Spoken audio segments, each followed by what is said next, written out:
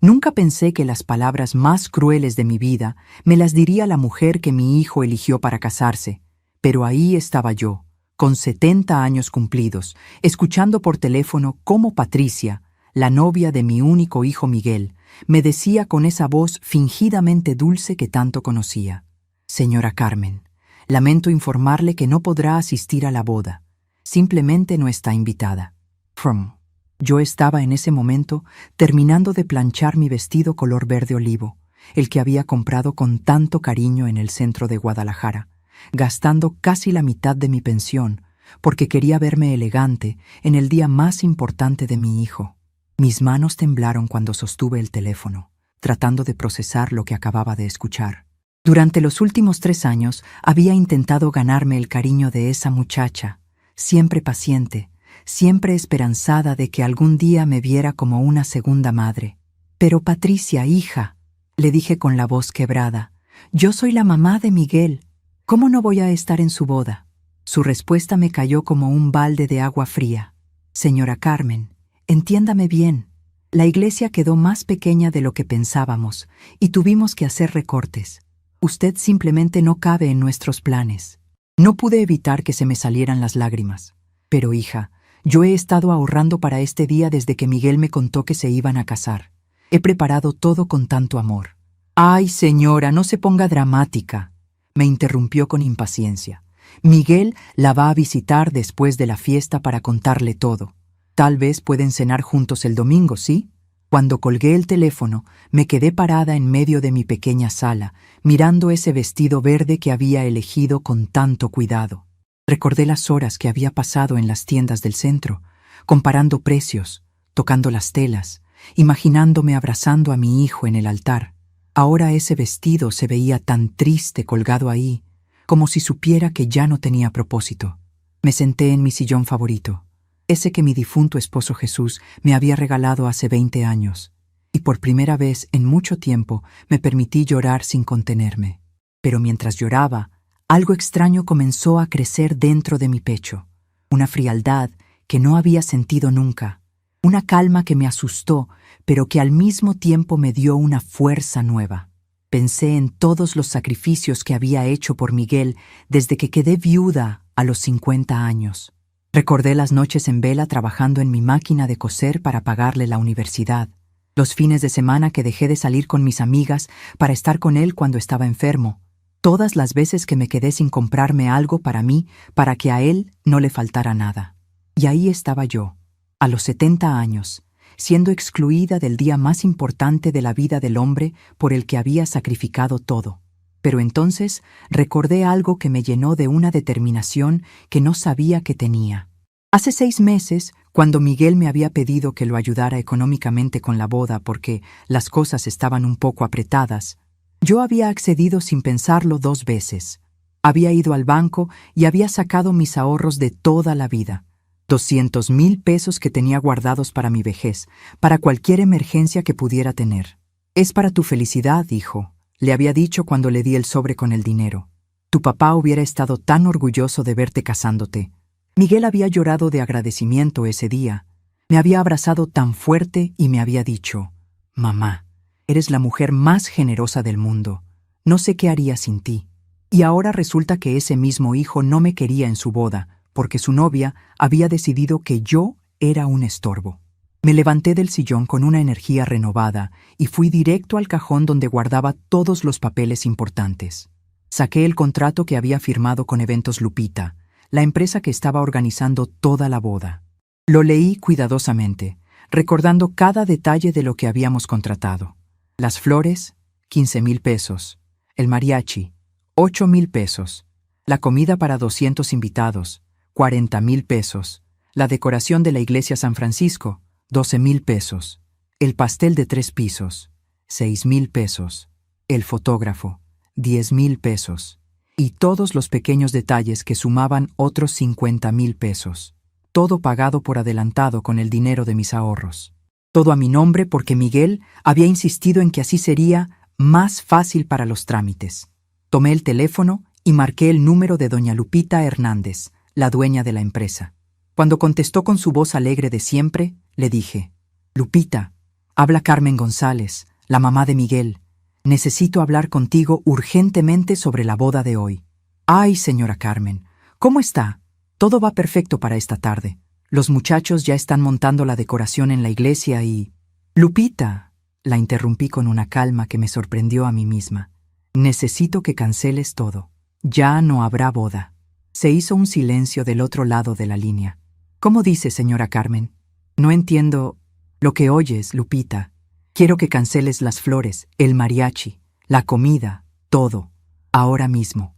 Pero señora, la boda es en 4 horas. Ya tengo a toda mi gente trabajando. La comida está casi lista. Lupita, tú y yo llevamos 15 años conociéndonos. Sabes que siempre he cumplido mi palabra contigo. Todo lo que contraté está pagado por adelantado, así que no tienes ninguna pérdida. Solo te pido que canceles todo y no des explicaciones a nadie más que a mí. Hubo otro momento de silencio antes de que Lupita preguntara suavemente. ¿Está usted bien, señora Carmen? ¿Pasó algo? Estoy perfectamente bien, Lupita. Mejor de lo que he estado en mucho tiempo.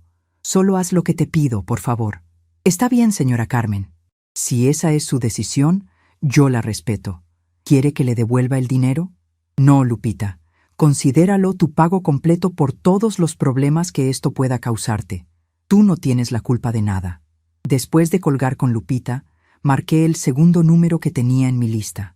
Don Rafael Martínez, el párroco de la iglesia San Francisco, donde se suponía que sería la ceremonia. Padre Rafael, habla Carmen González. Lamento informarle que la boda de mi hijo Miguel, que estaba programada para esta tarde, se cancela. El padre se quedó sin palabras por un momento. ¿Carmen? ¿Qué pasó? ¿Está todo bien? Padre, hace 3 años que usted me ve todos los domingos en su iglesia. Me conoce, sabe que no soy una mujer caprichosa. La boda se cancela y punto. Por favor, informe a los invitados que lleguen que la ceremonia no se realizará. Pero Carmen, tu hijo llamó ayer para confirmar todo. ¿Qué les digo a las personas que vengan? Dígales que a veces uno descubre que no es tan importante como creía ser, que a veces la verdad duele, pero también libera. Después de colgar con el padre Rafael, me quedé sentada en mi mesa del comedor, mirando la lista de contactos que había hecho para la boda. Pero entonces sonó mi teléfono. Era Miguel. «Mamá, acabo de hablar con Patricia y me contó que platicaron sobre la boda. Quería explicarte». «No tienes que explicarme nada, hijo», le dije con una tranquilidad que me sorprendió. «Tu novia fue muy clara. Yo no estoy invitada a tu boda». «Mamá, no es así. Es que, bueno, tú sabes cómo es Patricia. A veces dice las cosas de manera un poco directa. Pero no es que no te queramos ahí. ¿Es solo que qué, Miguel?» Se quedó callado por un momento antes de suspirar. «Es que Patricia piensa que tal vez sería mejor si fuera algo más íntimo, solo nosotros dos y los padres de ella. Tú sabes, algo pequeño y elegante». Cada palabra que decía era como una puñalada en mi corazón, pero mantenía esa extraña calma que había aparecido de la nada. «Entiendo perfectamente, hijo, y déjame decirte que respeto completamente su decisión». «¿En serio, mamá? Qué bueno que lo entiendas. Sabía que eras la mejor mamá del mundo. Te prometo que después de la luna de miel organizamos una comida familiar para celebrar, ¿sí? No te preocupes por eso, Miguel. No será necesario. Te amo mucho, mamá. Eres la mejor». Cuando colgó, me quedé mirando el teléfono por un largo rato. Mi propio hijo, el niño que había cargado en brazos cuando se enfermaba, al que le había cantado canciones de cuna hasta los 10 años porque tenía pesadillas, que me había dicho: «Mamá, eres mi heroína», cuando se graduó de la universidad, acababa de confirmarme que su nueva familia no tenía lugar para mí. Pero lo que ellos no sabían era que yo tenía una última carta bajo la manga. Me dirigí a mi recámara y saqué de debajo de mi cama una pequeña maleta que había pertenecido a mi esposo. La llené con lo más indispensable: un par de vestidos, ropa interior, mis medicinas y la foto de mi boda con Jesús. También metí el sobre donde guardaba todos los documentos legales de la boda, los contratos, los recibos, las autorizaciones. Después saqué una hoja de papel de mi escritorio y comencé a escribir una carta. No una carta larga llena de reproches, sino algo simple y directo. «Miguel, durante 30 años te di todo lo que tenía y todo lo que era. Hoy descubrí que para ti y tu nueva familia soy solo un estorbo. Acepto su decisión, pero también tomo la mía. Ya no busques a tu mamá. Encuentra tu propio camino sin la vieja que tanto los molesta. Con amor, pero desde la distancia, Carmen. Puse la carta en un sobre y la dejé sobre la mesa del comedor junto con las llaves de la casa, porque había tomado una decisión que cambiaría todo para siempre. Eran las 12 del mediodía. La boda estaba programada para las 5 de la tarde. Tomé mi maleta, mi bolsa y caminé hacia la puerta. Pero antes de salir, me detuve frente al espejo del recibidor y me miré por última vez en esa casa que había sido mi hogar por 30 años. Vi a una mujer de 70 años, con canas en el cabello, pero con los ojos brillando de una manera que hacía tiempo no veía. Vi a una mujer que durante décadas había puesto a todos antes que a ella misma, que había sacrificado sus sueños, su dinero, su tiempo, su felicidad por amor a un hijo que ahora la consideraba un estorbo. Pero también vi a una mujer que finalmente había entendido su propio valor. Salí de la casa sin mirar atrás y caminé las 3 cuadras hasta la casa de mi comadre Esperanza, la única persona en el mundo que sabía lo que estaba a punto de suceder. Cuando abrió la puerta y me vio con mi maleta, me abrazó sin hacer preguntas. ¿Ya está hecho, comadre?, me preguntó suavemente. Ya está hecho, Esperanza. Ya cancelé todo. Nos sentamos en su pequeña sala y ella me sirvió un té de manzanilla. ¿Crees que hiciste lo correcto? Miré por su ventana hacia la calle donde había crecido, donde había criado a Miguel, donde había construido toda mi vida. Esperanza, por primera vez en 30 años hice algo solo para mí. Por primera vez me defendí. ¿Y qué vas a hacer ahora? Ahora voy a esperar a que ellos descubran qué se siente perder a alguien que los amaba sin condiciones. A las 3 de la tarde, mi teléfono comenzó a sonar desesperadamente. Primero Miguel, luego Patricia, luego los padres de ella que no entendían por qué no había flores en la iglesia, por qué el mariachi no llegaba, por qué el salón de fiestas estaba vacío. Pero yo no contesté ninguna llamada. En lugar de eso, me quedé sentada en casa de mi comadre, tomando té y sintiendo por primera vez en décadas una paz profunda y verdadera. Porque finalmente había entendido algo que me había tomado 70 años aprender. Nadie puede pisotear tu dignidad a menos que tú se lo permitas. Y yo había decidido no permitirlo nunca más.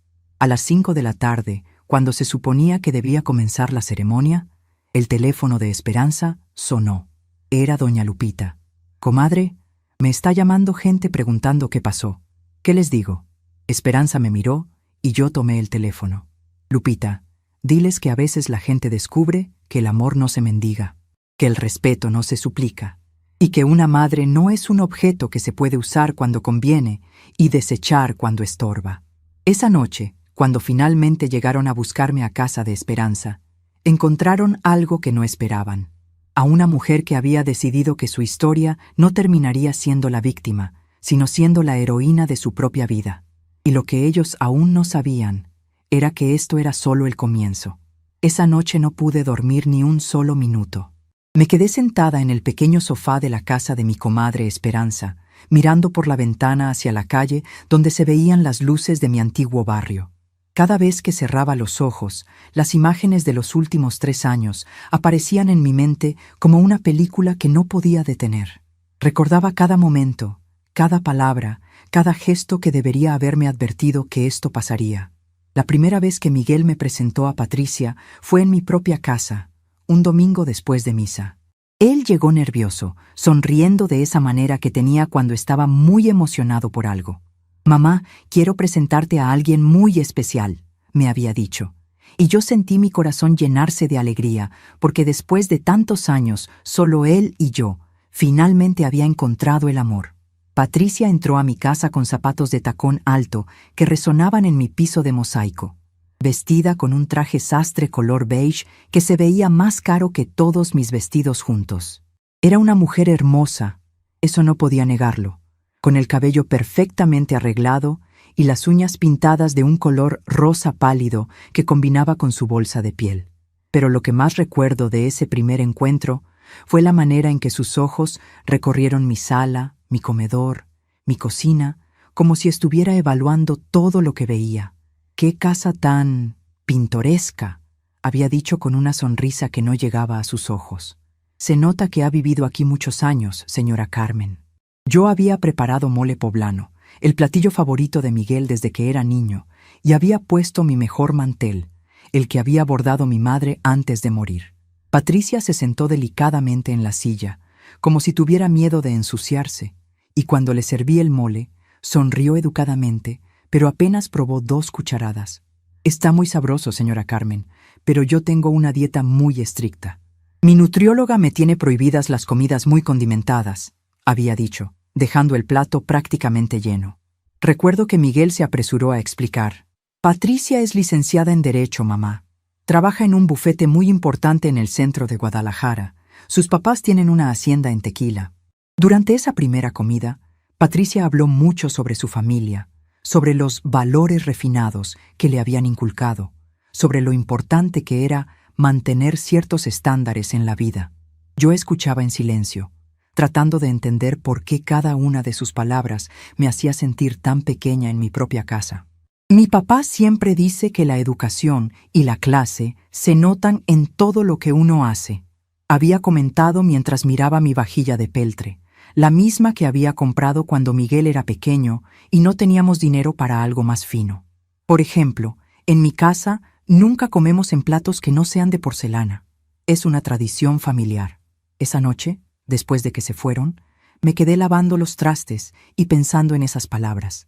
Me quedé mirando mis platos de peltre, que durante 30 años habían servido miles de comidas hechas con amor, y por primera vez en mi vida me sentí avergonzada de ellos. Durante los meses siguientes, las visitas de Patricia a mi casa se fueron espaciando cada vez más. Al principio venía con Miguel los domingos, pero poco a poco empezó a tener compromisos familiares o cenas de trabajo que coincidían exactamente con nuestros días familiares. Miguel siempre tenía una excusa para ella. «Está muy ocupada con un caso importante. Su familia es muy unida y la necesitan. Está organizando una cena benéfica para su club social». Yo trataba de entender, de ser paciente. Después de todo, pensaba, era natural que una mujer joven y exitosa tuviera muchas responsabilidades. Pero lo que me dolía era la manera en que Miguel comenzó a cambiar cuando estaba con ella. Una tarde, Patricia vino a casa acompañada de su madre, doña Elsa, una señora elegante que vestía siempre de colores claros y llevaba joyas que brillaban cuando se movía. Yo había preparado agua de Jamaica y unas quesadillas de flor de calabaza que había aprendido a hacer de mi abuela. Las 2 mujeres se sentaron en mi sala, y mientras yo servía la comida, escuché a doña Elsa comentar en voz baja. «Ay, hija, espero que cuando se casen no tengas que venir muy seguido a este barrio. Está tan retirado de la zona bonita de la ciudad». Patricia había respondido en el mismo tono bajo. «No te preocupes, mamá. Ya hablé con Miguel sobre eso. Estamos viendo la posibilidad de que Carmen se mude a un lugar más cerca del centro, algo más pequeño y adecuado para una persona de su edad». Yo estaba parada en la entrada de la cocina con las quesadillas en las manos, y sentí como si el suelo se moviera debajo de mis pies. ¿Mudarme? ¿Dejar la casa donde había criado a Miguel? ¿Donde había vivido con mi esposo Jesús? ¿Donde estaban todos mis recuerdos? Esa noche le pregunté a Miguel sobre esa conversación. «Hijo, ¿es verdad que Patricia quiere que me mude de aquí?» Él evitó mi mirada y se puso nervioso. «No exactamente, mamá, es que, bueno, esta casa es muy grande para ti sola, y está un poco retirada. Patricia solo piensa que tal vez estarías más cómoda en un lugar más pequeño, más cerca de centros médicos y tiendas. Pero esta es mi casa, Miguel. Aquí está toda mi vida. Lo sé, mamá, y nadie te está presionando. Solo piénsalo, ¿sí? Cuando Patricia y yo nos casemos, tal vez sería bueno para ti tener un cambio». Esa fue la primera vez que entendí que mis necesidades habían pasado a segundo lugar. Patricia quería rediseñar la vida de Miguel, y yo era una pieza que no encajaba en su rompecabezas. Los meses siguientes fueron una serie de pequeñas humillaciones disfrazadas de gentileza. Patricia llegaba a mi casa con regalos, cremas para la cara que ayudaban con las arrugas, pastillas de vitaminas para mujeres de la tercera edad, libros sobre cómo mantenerse activa después de los 70. Cada regalo venía acompañado de una sonrisa dulce y un comentario aparentemente inocente. Señora Carmen, vi esta crema en la farmacia y pensé en usted. Dice que ayuda mucho con las manchas de la edad, me había dicho un día, entregándome una cajita cara mientras miraba mi rostro como si fuera un proyecto que necesitaba renovación. Otro día trajo unas pastillas. Mi ginecóloga me recomendó estas vitaminas para mi mamá. Son especiales para mujeres mayores que necesitan un empujoncito de energía. La manera en que dijo mujeres mayores me hizo sentir como si ya tuviera un pie en la tumba. Pero lo que más me dolía era ver cómo Miguel se alejaba de mí poco a poco. Antes de conocer a Patricia, él venía a visitarme 3 o 4 veces por semana. Llegaba después del trabajo, cenábamos juntos, me contaba sobre sus proyectos de construcción, planeábamos los fines de semana. Después de Patricia, las visitas se redujeron a 1 vez por semana, luego cada 2 semanas, hasta que casi solo venía cuando necesitaba algo. La primera gran pelea que tuvimos fue por mi cumpleaños número 68. Yo había planeado una comida familiar pequeña, solo Miguel, Patricia y yo. Había cocinado toda la mañana, pozole rojo, tamales de dulce, flan napolitano. Puse mi mejor mantel, saqué la vajilla que guardaba para ocasiones especiales y hasta compré flores para el centro de mesa. Miguel llegó con Patricia, pero se notaba que ella no quería estar ahí. Se sentó en la orilla de la silla, revisando constantemente su teléfono, y cuando le pregunté sobre su trabajo, me respondió con monosílabos. Después de media hora, se levantó y le dijo a Miguel: «Amor, ¿no se te olvida que tenemos la cena con mis papás a las 8? Prometiste que llegaríamos temprano». Miguel se puso pálido. «Ay, sí, se me había olvidado. Mamá, lo siento mucho, pero tenemos que irnos». «Pero hijo, apenas llegaron. Ni siquiera hemos partido el pastel». «Lo siento, mamá. Ya sabes cómo es don Fernando. No le gusta que lleguemos tarde. Mejor nos llevamos un pedacito del pastel para comerlo después». Se fueron dejándome sola con toda la comida, con la mesa puesta para 3 personas, y con el pastel de cumpleaños sin partir. Esa noche lloré como no había llorado desde que murió mi esposo. Las cosas empeoraron cuando Patricia y Miguel se comprometieron oficialmente.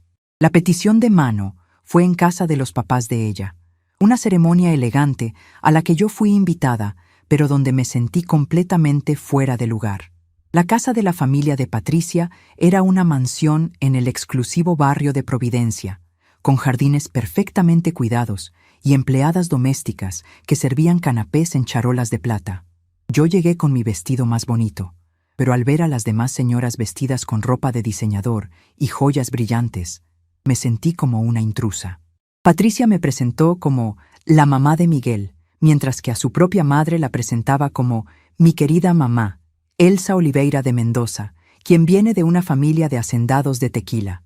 Durante toda la fiesta, Patricia y su madre planearon la boda en voz alta, hablando de flores importadas, vestidos de diseñadores europeos, lunas de miel en Europa. Yo escuchaba en silencio, preguntándome cuál sería mi papel en todo eso. «Claro que tendremos que limitarnos en la lista de invitados», había dicho doña Elsa.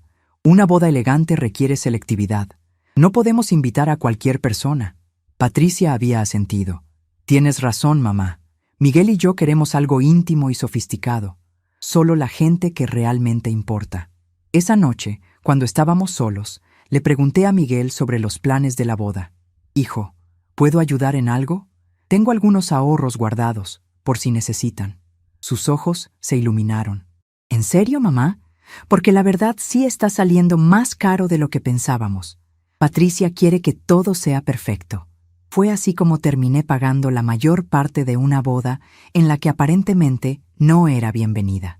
200,000 pesos de mis ahorros de toda la vida, el dinero que tenía guardado para mi vejez, para cualquier emergencia médica que pudiera tener. Todo se fue en flores, comida, música y decoración para la boda de la mujer que me veía como un estorbo. Durante los preparativos, Patricia me asignó tareas menores. «Señora Carmen, ¿podría usted encargarse de conseguir las bolsitas para los dulces? Nada muy caro, algo sencillito. O, ¿podría ayudarnos con el transporte de las sillas? Miguel me dijo que usted conoce gente que se dedica a eso». Siempre fui la última en enterarme de las decisiones importantes. Me enteré del menú cuando ya estaba confirmado, de la decoración cuando ya estaba comprada, de la música cuando ya estaba contratada. Era como si fuera una empleada, no la madre del novio. La gota que derramó el vaso fue cuando fui a la prueba del vestido de Patricia. Ella me había invitado para que viera qué tan hermosa se ve su nuera, pero cuando llegué a la boutique elegante del centro de Guadalajara, me di cuenta de que era la única mayor de edad ahí. Todas las demás eran amigas jóvenes de Patricia, mujeres de su misma clase social que hablaban de cosas que yo no entendía. Cuando Patricia salió del probador con su vestido de novia, todas aplaudieron y gritaron de emoción. Era hermosa, eso no podía negarlo. El vestido era de seda blanca con encajes importados y una cola larga que brillaba bajo las luces de la boutique. Se veía como una princesa. «¿Qué opina, señora Carmen?», me preguntó, y todas las miradas se dirigieron hacia mí. «Estás preciosa, hija», le dije con sinceridad. «Miguel va a llorar de emoción cuando te vea». Pero entonces una de sus amigas comentó: «Ay, Patricia, espero que tu suegra no use algo muy llamativo el día de tu boda. Ya sabes cómo son las señoras de esa generación, siempre quieren ser las protagonistas». Patricia se rió. «No te preocupes, Sofía, ya hablé con ella sobre eso. ¿Verdad, señora Carmen? Usted va a usar algo discreto y elegante, nada muy brillante ni colorido». Todas las chicas se rieron y yo sentí mi cara arder de vergüenza. Ahí fue cuando entendí completamente cuál era mi lugar en la vida nueva de Miguel. Era una invitada tolerada, no una familia querida. Ahora, sentada en casa de mi comadre Esperanza, recordando todo esto, finalmente entendía que las señales habían estado ahí durante 3 años. Yo simplemente no había querido verlas porque tenía miedo de perder a mi hijo. «¿En qué piensas, comadre?», me preguntó Esperanza, acercándose con una taza de té de tila. «Pienso en que fui muy tonta durante mucho tiempo, Esperanza. Muy ciega». «No fuiste tonta, Carmen. Fuiste una mamá que amaba a su hijo. Eso no es ser tonta. Pero debería haber puesto límites desde el principio. Debería haber hablado claro». Esperanza se sentó a mi lado. «¿Y qué habrías ganado? ¿Perder a Miguel más rápido? A veces las cosas tienen que llegar hasta el fondo para que uno pueda tocar tierra y empujarse hacia arriba».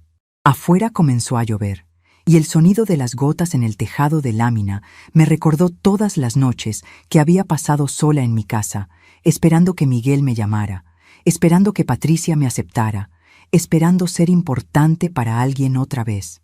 «Esperanza, ¿crees que hice lo correcto cancelando todo?». Mi comadre me miró con esos ojos sabios que tenía, llenos de arrugas pero también llenos de vida.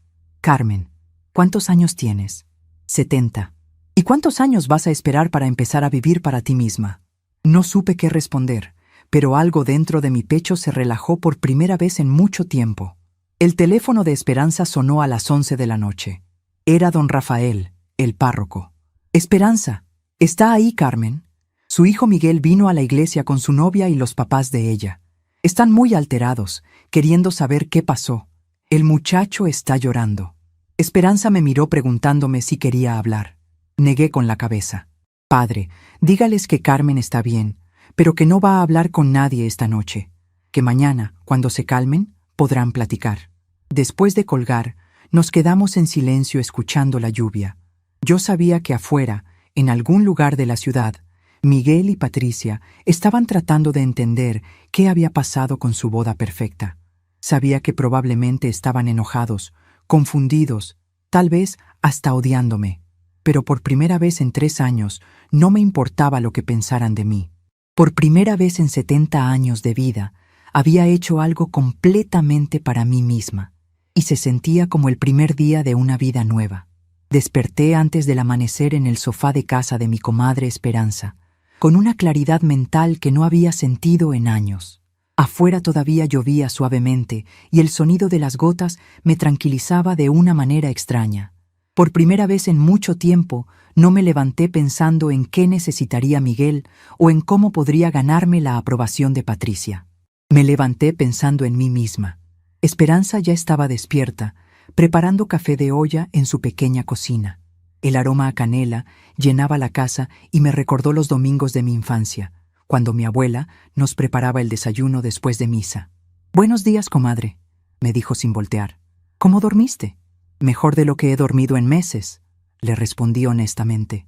«Esperanza, necesito pedirte un favor muy grande. Se volteó hacia mí con curiosidad. Dime qué necesitas. Quiero quedarme aquí unos días, mientras decido qué voy a hacer con mi vida. Te pago renta, por supuesto. Carmen González, ni se te ocurra hablar de dinero. Esta es tu casa mientras la necesites. Pero dime algo. ¿Ya tienes un plan? Me senté en su mesa de madera, la misma donde habíamos tomado té tantas tardes platicando de nuestros hijos cuando eran pequeños. Sí, Esperanza. Tengo un plan, pero necesito que me ayudes a ejecutarlo sin hacer preguntas. Sus ojos brillaron con una mezcla de preocupación y curiosidad. ¿Es algo legal? Me reí por primera vez en semanas. Completamente legal. Solo definitivo. A las 8 de la mañana, mientras Esperanza fue al mercado para dar la impresión de que era un día normal, yo me quedé en su casa esperando las llamadas que sabía que vendrían. No me equivoqué. El teléfono comenzó a sonar a las 8:30 en punto. Primero fue Miguel. Dejé que sonara. Luego Patricia. También dejé que sonara. Después llamó doña Elsa, la mamá de Patricia, probablemente furiosa porque la boda de su hija perfecta había sido arruinada por la suegra problemática. No contesté ninguna llamada. A las 10 de la mañana, cuando calculé que ya estarían completamente desesperados, marqué el primer número de mi lista. Era el licenciado Sebastián Morales, el abogado que había manejado los papeles de mi esposo Jesús cuando murió, y que desde entonces se había encargado de todos mis asuntos legales. Licenciado Sebastián, habla Carmen González. Necesito verlo urgentemente para hacer algunos cambios en mis documentos. Señora Carmen, ¿cómo está? ¿Todo bien? Ayer me llamó su hijo Miguel preguntando por sus papeles, pero yo no le pude dar ninguna información sin su autorización. ¿Miguel la llamó? ¿Qué quería saber? Preguntaba sobre su testamento, sobre las escrituras de la casa, sobre sus cuentas de banco. Se escuchaba muy preocupado. ¿Pasó algo? Licenciado, ¿puede venir a verme hoy? Es urgente. Por supuesto, señora Carmen. ¿Dónde la veo? Le di la dirección de casa de Esperanza y acordamos vernos a las 2 de la tarde. Después marqué el segundo número, el banco donde tenía mi cuenta de ahorros. Buenos días. Habla Carmen González. Necesito hacer una cita con el gerente para hacer algunos movimientos importantes en mi cuenta. Por supuesto, señora González. ¿Le conviene a las 4 de esta tarde? Perfecto. Mi tercer llamada fue a la inmobiliaria Hernández Hermanos, la misma que me había ayudado a comprar mi casa 30 años atrás. Buenos días, habla Carmen González. Quiero poner mi casa en venta. Hubo una pausa del otro lado. Señora Carmen, soy Raúl Hernández, el hijo de don Roberto. ¿Está segura de que quiere vender? Esa casa tiene muchos recuerdos para usted. Precisamente por eso la quiero vender, Raúl. Ya es hora de hacer recuerdos nuevos en otro lugar. Entiendo. ¿Cuándo podemos pasar a hacer la evaluación? Mañana por la mañana, si es posible. Después de hacer estas llamadas, me sentí extrañamente liberada. Era como si cada decisión que tomaba me quitara un peso de encima. Durante tantos años había vivido pensando en el futuro de Miguel, en preservar la casa para que él la heredara, en ahorrar dinero para dejárselo cuando yo muriera. Pero ahora me preguntaba, ¿por qué estaba viviendo como si ya estuviera muerta? A las 12 del mediodía, Esperanza regresó del mercado con cara de preocupación. Comadre, me encontré a doña Soledad en la carnicería. Me dijo que toda la colonia está hablando de lo que pasó ayer, que Miguel y Patricia anduvieron por todo el barrio buscándote anoche. ¿Y qué más dice la gente? Bueno, tú sabes cómo es la gente. Algunos dicen que hiciste mal, que un hijo es un hijo y hay que aguantarlo todo. Pero otros dicen que ya era hora de que pusieras límites. Doña Concha me dijo, a esa muchacha nunca le gustó Carmen, se le notaba a leguas. Me reí amargamente. Si hasta doña Concha se daba cuenta, quiere decir que era muy obvio. Carmen, ¿me vas a contar cuál es tu plan? Me tienes preocupada. La miré a los ojos, a esta mujer que había sido mi confidente durante más de 20 años. Esperanza, voy a empezar una vida nueva. Voy a vender la casa, voy a cambiar mi testamento y voy a irme a vivir a otro lugar donde nadie me conozca como la mamá de Miguel o la suegra difícil de Patricia. Sus ojos se llenaron de lágrimas. ¿Te vas a ir de Guadalajara? No lo sé todavía. Tal vez. O tal vez solo me mude al centro, a uno de esos departamentos bonitos para personas mayores que están cerca de todo. Lo que sí sé es que no voy a seguir viviendo para otras personas que no me valoran. A las 2 en punto, llegó el licenciado Sebastián Morales. Era un hombre mayor, de unos 60 años, que siempre me había tratado con mucho respeto. Cuando vio mi cara seria y mi determinación, entendió que no era momento para charla social. Señora Carmen, dígame en qué la puedo ayudar. Licenciado, quiero cambiar mi testamento completamente. Quiero que mi casa y todos mis bienes vayan para la Fundación de Niños Huérfanos San José. Nada para Miguel. Se quedó callado por un momento, estudiando mi rostro. Señora Carmen, ¿está segura de esto? Es una decisión muy grande. Nunca he estado más segura de algo en mi vida. ¿Puedo preguntarle qué pasó? Ayer su hijo parecía muy preocupado cuando llamó. Le conté toda la historia, la boda cancelada, los 3 años de humillaciones, la llamada de Patricia diciéndome que no estaba invitada. El licenciado escuchó en silencio, asintiendo de vez en cuando. Entiendo perfectamente, señora Carmen. He visto muchos casos como este. ¿Quiere dejarle algo a Miguel, aunque sea simbólico? Quiero dejarle una carta explicándole por qué tomé esta decisión. Y quiero dejarle mi máquina de coser, para que recuerde que su mamá trabajó toda la vida para darle lo mejor. Muy bien, prepararé los documentos para mañana. ¿Algo más? Sí, quiero hacer una donación inmediata de 50,000 pesos a la Fundación San José, de mi cuenta de ahorros. Después de que se fue el licenciado, me dirigí al banco. El gerente, licenciado Arturo Vázquez, me recibió en su oficina con curiosidad. Era un hombre joven que siempre había sido muy atento conmigo. Señora González, ¿en qué la puedo ayudar? Quiero cerrar mi cuenta de ahorros y abrir una nueva en otro banco. También quiero retirar efectivo. ¿Puedo preguntarle por qué?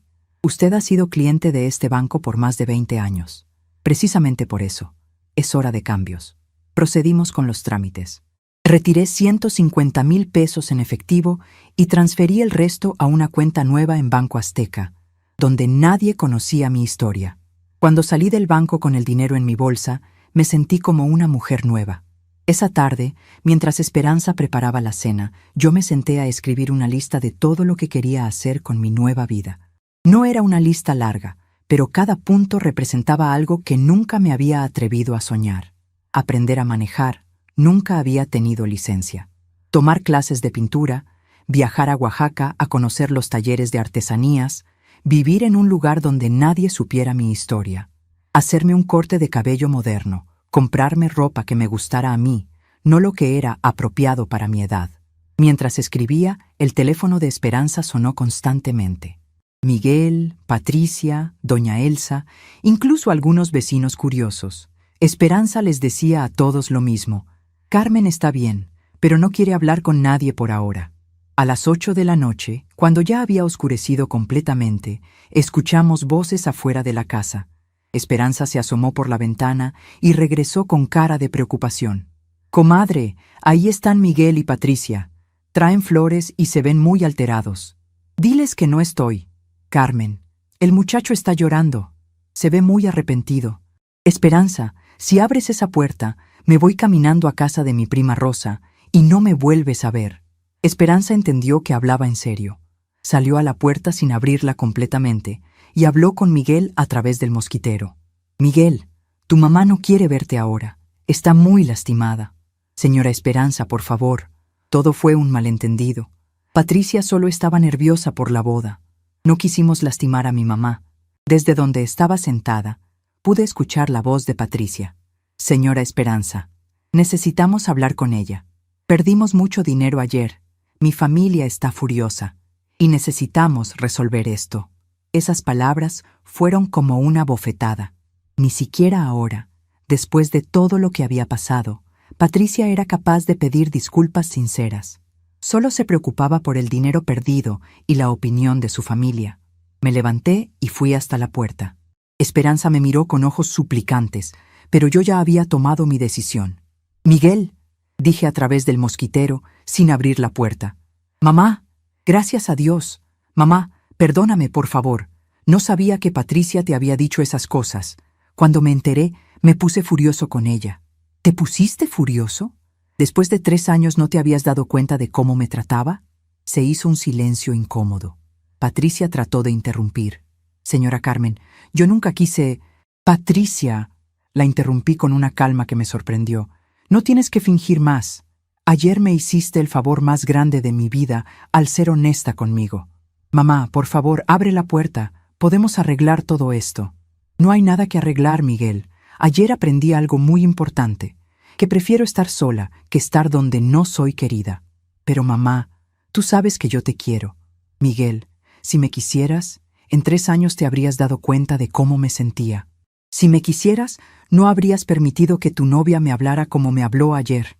Mamá, por favor, no hagas esto por despecho. No es despecho, Miguel, es dignidad. Es algo que debía hacer hace mucho tiempo. Patricia finalmente perdió la paciencia. Señora Carmen, necesitamos que nos devuelva el dinero de la boda. Mi papá está furioso y dice que va a demandarla si no resuelve esto. Esperanza y yo nos miramos. Ahí estaba la verdad. No habían venido por amor, ni por arrepentimiento. Habían venido por el dinero. Patricia, dije muy calmadamente, el dinero que puse para la boda era mío. Era un regalo que le di a Miguel porque creí que me amaba y me respetaba. Ayer descubrí que me equivoqué. Entonces, ¿qué vamos a hacer?, gritó Patricia. Perdimos todo por su capricho. Van a hacer lo mismo que he hecho yo durante 70 años. Van a resolver sus problemas solos. Miguel comenzó a llorar. Mamá, no puedes hacer esto. Soy tu hijo. Precisamente porque eres mi hijo, debiste cuidarme y protegerme. En lugar de eso, permitiste que tu novia me humillara durante 3 años. Mamá, te juro que vamos a cambiar. Patricia va a disculparse contigo, ¿verdad, Patricia? Patricia no respondió inmediatamente, y ese silencio lo dijo todo. Váyanse, dije finalmente. Ya no hay nada más que hablar. Mamá, por favor. Miguel, mañana van a venir a cambiar las cerraduras de mi casa. Ya no tienes llaves de mi vida. Los escuché alejarse en silencio, y por primera vez en mi vida adulta, no sentí culpa por haber puesto mis necesidades antes que las de mi hijo. Esperanza regresó adentro con los ojos llorosos. ¿Estás segura de todo esto, comadre? Nunca he estado más segura de algo, Esperanza. Por primera vez en 70 años me siento libre. Esa noche dormí profundamente, soñando con una vida nueva donde nadie me conociera como la mamá sufrida o la suegra problemática. Mañana empezaría a construir a Carmen González, la mujer que había estado escondida durante décadas detrás del papel de madre sacrificada, y se sentía como el primer día del resto de mi vida. Una semana después de la boda cancelada, ya había firmado todos los papeles para la venta de mi casa. Raúl Hernández había encontrado compradores en solo 3 días.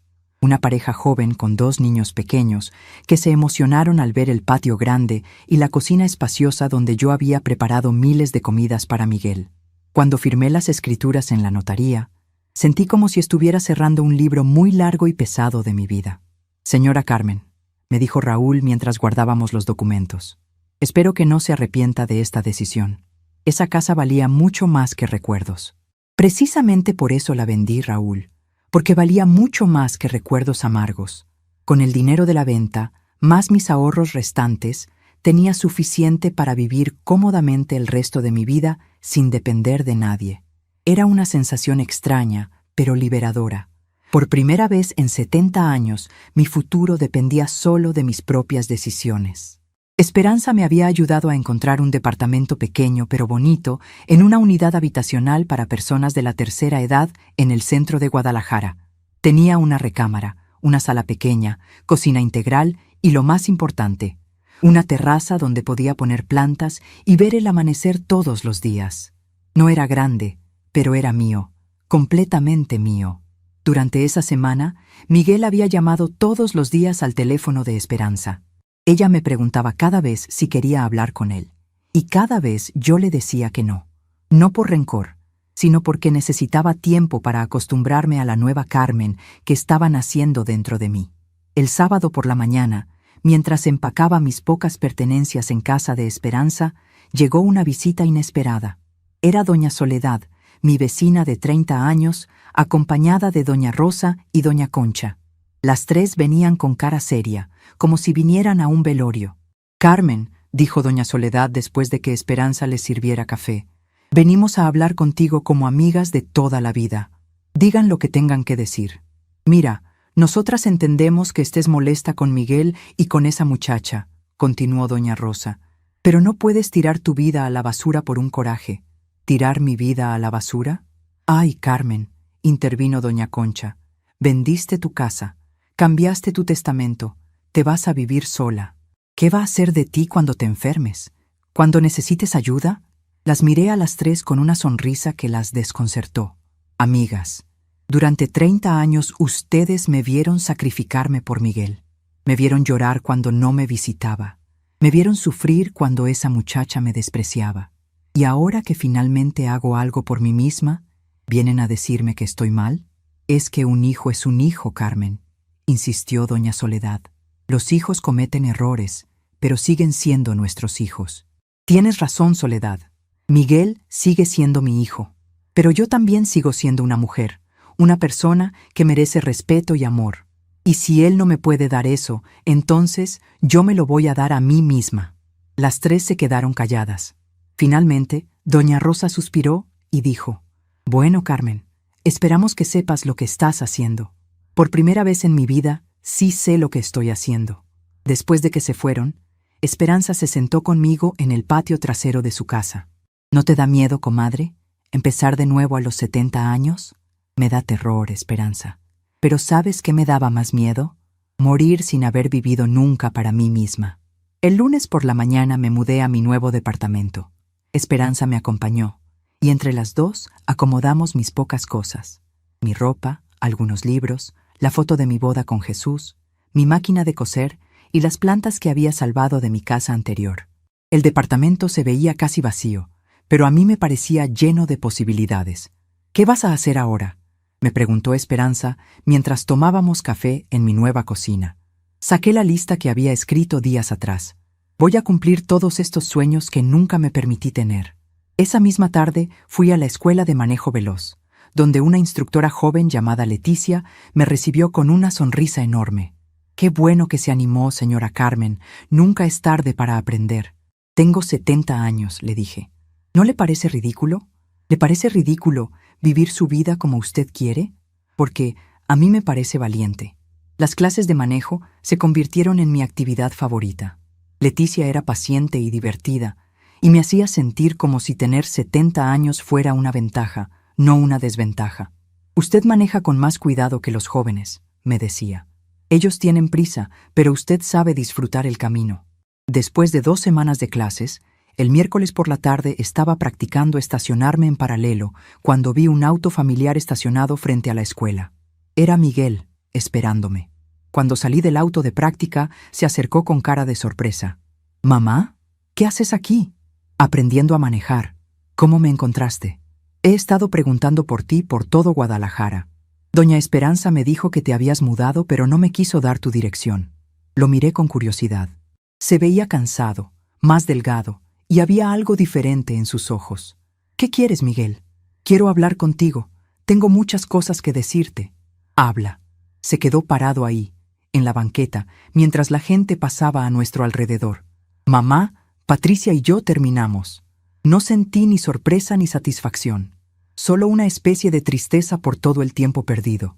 ¿Por qué?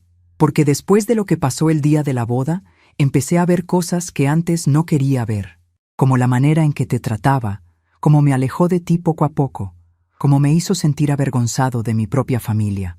¿Y qué pasó exactamente? Miguel suspiró profundamente. La semana pasada fuimos a cenar con sus papás. Su mamá, doña Elsa, se puso a hablar de ti frente a todos. Dijo que eras una mujer problemática y que era mejor que ya no formaras parte de nuestras vidas, que ahora Miguel podía ascender socialmente sin el lastre de una suegra de clase baja. Sentí una punzada en el pecho, pero ya no de dolor, sino de confirmación. Todo lo que había intuido durante 3 años era cierto. ¿Y Patricia qué dijo? Nada. Se quedó callada. Y eso me dolió más que si hubiera estado de acuerdo con su mamá. Me di cuenta de que nunca me había defendido y que nunca te había defendido a ti. ¿Y por eso terminaron? Terminamos porque esa noche llegué a casa y me puse a pensar en todo lo que había perdido por complacerla. Mamá, en 3 años dejé de ir a visitarte como antes. Dejé de llamarte todos los días. Dejé de llevarte flores en tu cumpleaños porque Patricia decía que era demasiado apegado a su mamá. Las palabras me llegaban, pero ya no me lastimaban como antes. Era como escuchar la historia de otras personas. Miguel, agradezco que me digas esto, pero ya es muy tarde. ¿Muy tarde para qué? Para que las cosas vuelvan a ser como antes. Yo ya no soy la misma mujer que era hace 2 semanas. Me miró confundido. Mamá, sé que estás enojada, pero podemos arreglar esto. Puedo comprar otra casa, podemos volver a vivir juntos como antes. Miguel, lo interrumpí suavemente. No estoy enojada, estoy agradecida. ¿Agradecida? Agradecida porque Patricia me obligó a ver algo que yo no quería ver, que había dejado de vivir mi propia vida, que me había vuelto tan pequeña que cabía en los espacios que otros me daban. Mamá, yo nunca quise que te sintieras así. Lo sé, hijo, pero sin querer, eso fue lo que pasó. Y ahora estoy construyendo una vida nueva donde yo soy la protagonista, no la madre que vive esperando migajas de atención. Miguel comenzó a llorar. Mamá, ¿me vas a perdonar? Ya te perdoné, Miguel. Pero perdonar no significa volver atrás. Significa seguir adelante sin rencor. ¿Entonces ya no soy tu hijo? Lo miré con ternura.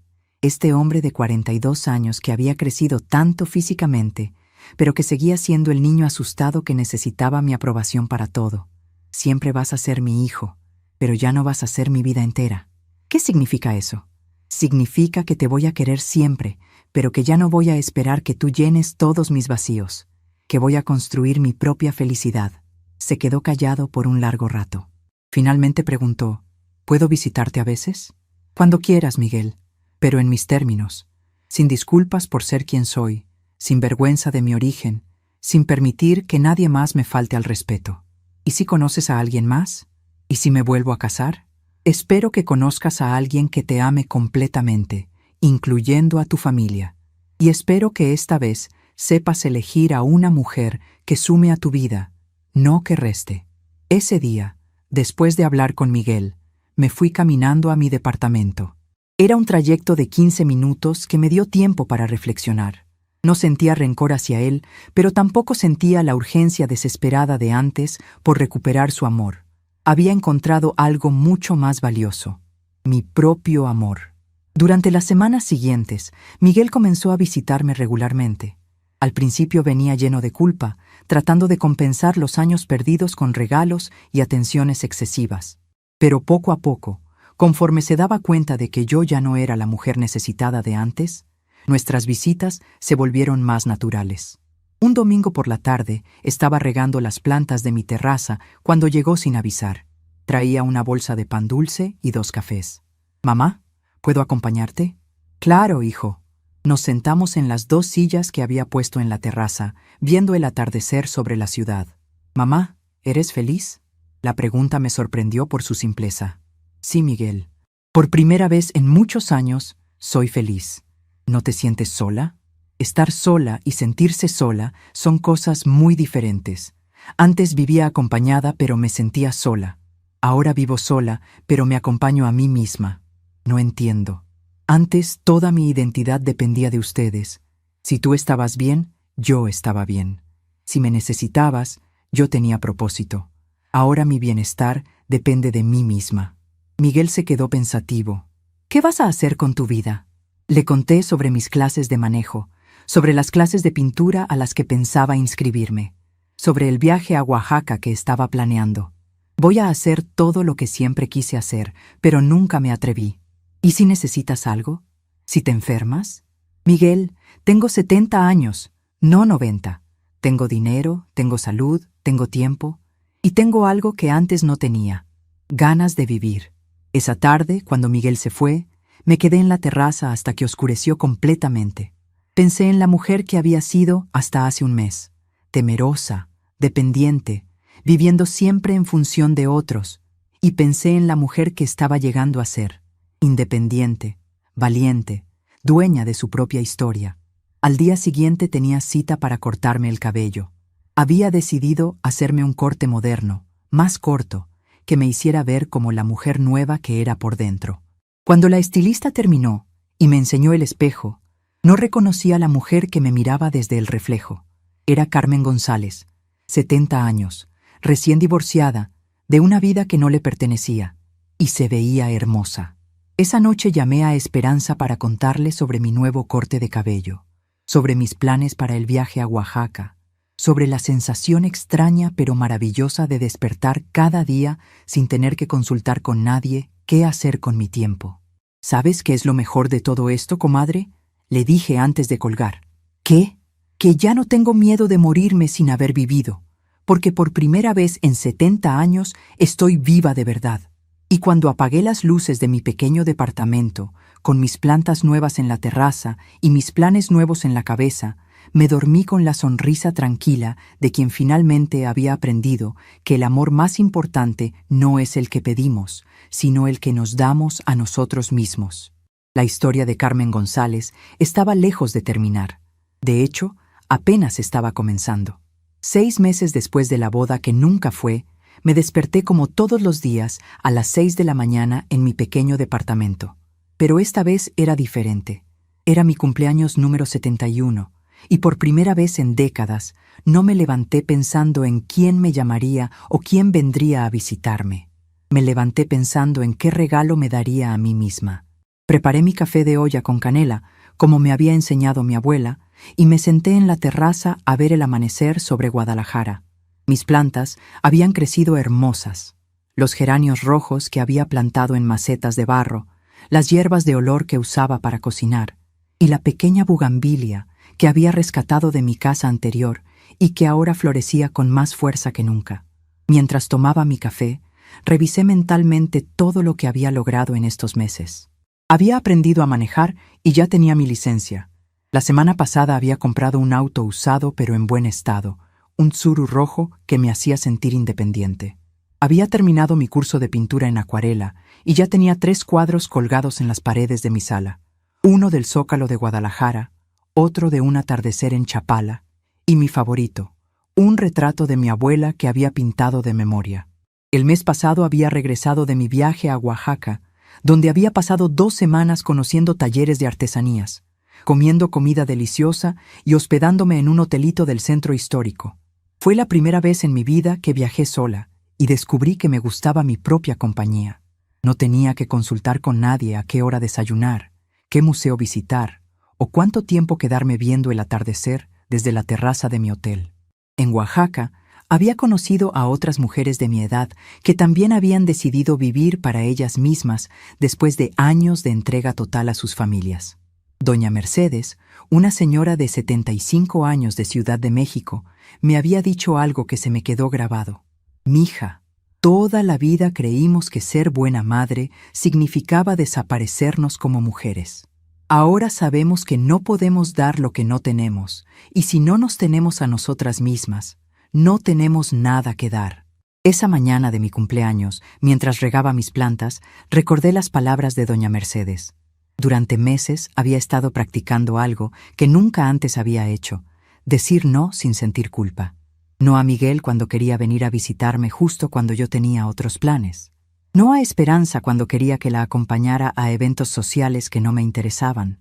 No a las vecinas del edificio que querían involucrarme en sus chismes sobre otros residentes.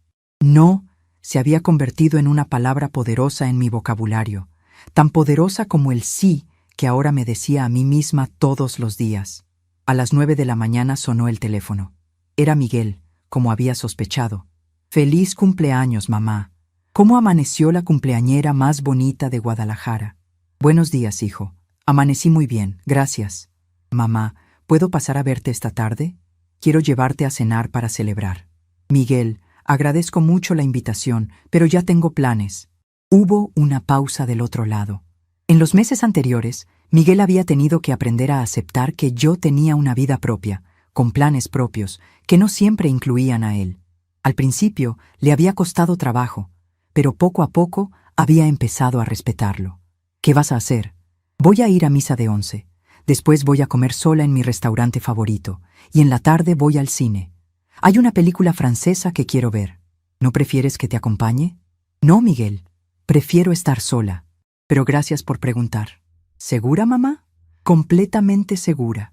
Después de colgar, me quedé pensando en cómo había cambiado nuestra relación.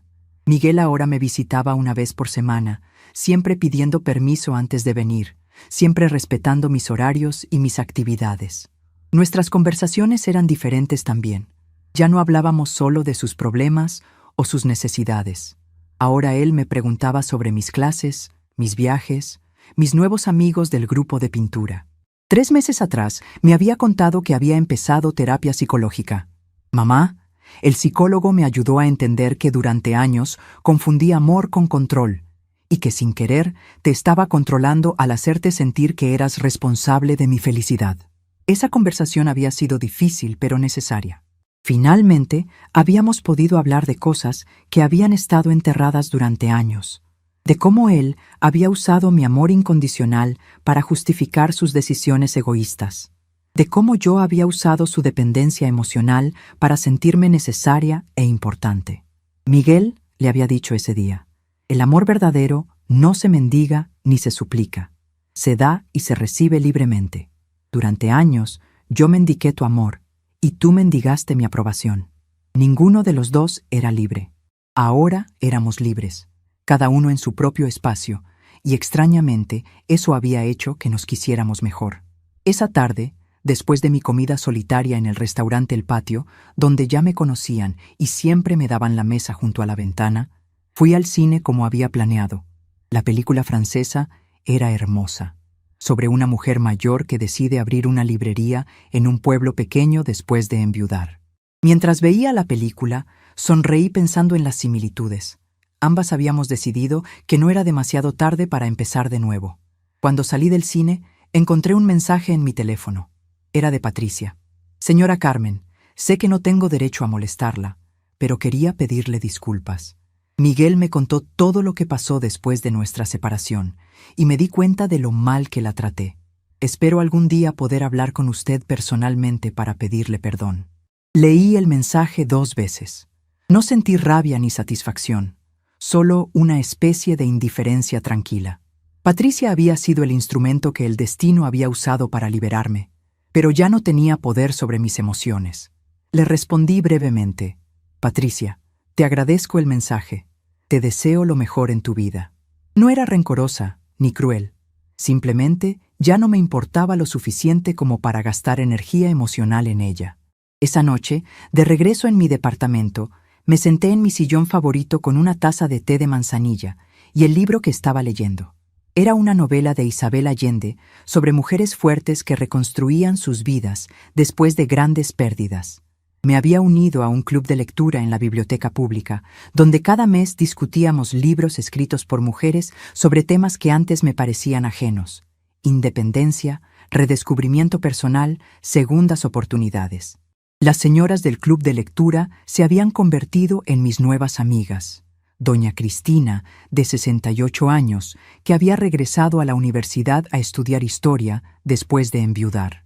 Doña Beatriz, de 75, que había abierto un pequeño negocio de postres caseros después de que sus hijos se fueron de casa. Doña Elena, de 65, que había comenzado a tomar clases de baile después de divorciarse de un marido que la había menospreciado durante 40 años. Con ellas había descubierto que había toda una comunidad de mujeres maduras que habían decidido que sus mejores años no habían pasado, sino que apenas estaban comenzando. Nos reuníamos los viernes por la tarde en la casa de una de nosotras. Tomábamos café con pan dulce y compartíamos nuestras pequeñas victorias diarias. Un libro terminado, una clase nueva, un viaje planeado, un día entero sin pensar en las opiniones de otros. Mientras leía esa noche, reflexioné sobre el silencio que había elegido construir a mi alrededor. No era un silencio vacío o resentido. Era un silencio lleno de paz, lleno de mí misma. Durante décadas mi casa había estado llena de ruido. El ruido de las preocupaciones por Miguel, el ruido de las inseguridades sobre mi valor como madre, el ruido de las expectativas no cumplidas. Ahora mi casa estaba en silencio, pero era el silencio de quien ha encontrado su centro. Por las mañanas me despertaba con el canto de los pájaros en lugar del sonido del teléfono. Por las tardes escuchaba música clásica en lugar de las quejas sobre problemas que no eran míos. Por las noches me quedaba dormida con el sonido de mi propia respiración tranquila en lugar de las preocupaciones sobre el día siguiente. Un domingo por la mañana, 3 semanas después de mi cumpleaños, Estaba en misa de 11 cuando vi a una mujer joven llorando en la banca de atrás. Tenía unos 30 años y llevaba en brazos a un bebé pequeño. Después de que terminó la misa, se acercó a mí. Señora, disculpe que la moleste. Soy Gabriela, la nuera de doña Socorro, su antigua vecina. Ella me contó su historia y me dijo que tal vez usted me podría dar un consejo. ¿Qué necesitas, hija? Mi suegra vive con nosotros y mi esposo siempre la defiende a ella cuando tenemos problemas. Siento que no tengo voz en mi propia casa. Doña Socorro dice que usted pasó por algo parecido y que encontró la manera de salir adelante. La miré con compasión, viendo en sus ojos la misma desesperación que yo había sentido durante tanto tiempo. Gabriela, ¿puedes sentarte conmigo un momento? Nos sentamos en una banca de la plaza que estaba frente a la iglesia, mientras su bebé dormía en sus brazos. Hija, lo primero que tienes que entender es que nadie puede resolver tu problema más que tú misma. Lo segundo es que tienes que decidir qué estás dispuesta a perder para ganar tu dignidad. ¿Qué quiere decir? Quiero decir que a veces, para salvar tu alma, tienes que estar dispuesta a perder todo lo demás, incluyendo la comodidad, la aprobación y a veces hasta las personas que amas.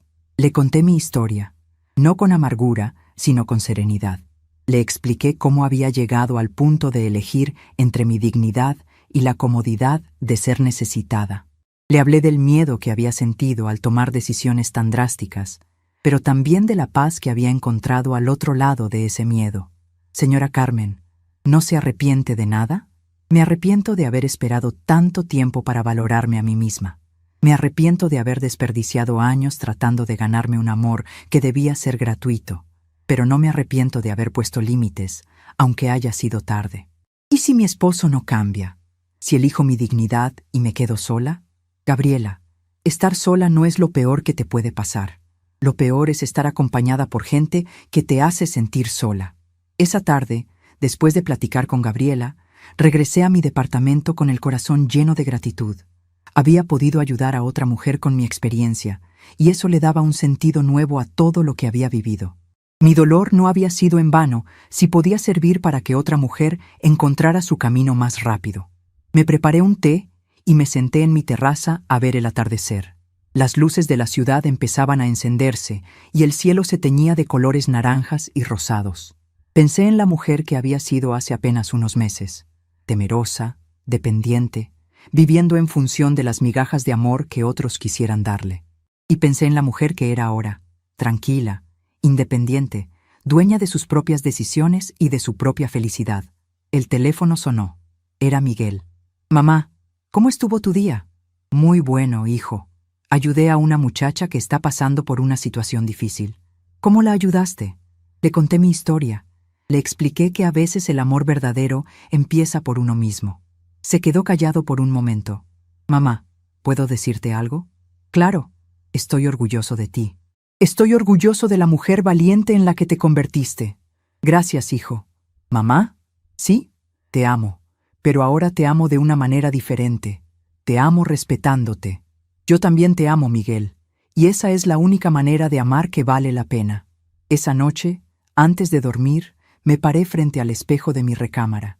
Vi a una mujer de 71 años con el cabello gris pero cortado de una manera moderna que la hacía verse vibrante. Vi arrugas en su cara, pero también brillo en sus ojos. Vi a alguien que había aprendido que el respeto no se pide, se exige silenciosamente con la propia dignidad. Vi a Carmen González, no la madre sufrida, no la suegra rechazada, no la viuda solitaria, solo Carmen González. Y era suficiente. Apagué la luz y me acosté con la sonrisa tranquila de quien sabe que ha encontrado su lugar en el mundo. No el lugar que otros le asignaron, sino el lugar que ella misma eligió.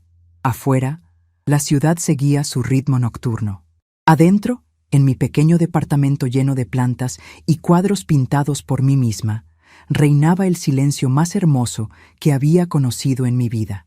El silencio de quien finalmente había aprendido que la paz no se encuentra en la aprobación de otros, sino en la aprobación de una misma.